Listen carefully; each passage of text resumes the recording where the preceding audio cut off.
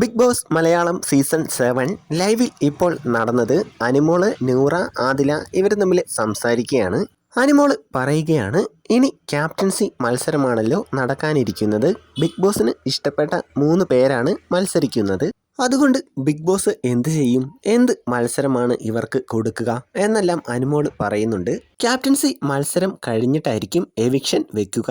എന്നാലല്ലേ ഒരാളെ നോമിനേറ്റ് ചെയ്യാതിരിക്കാൻ പറ്റുകയുള്ളൂ.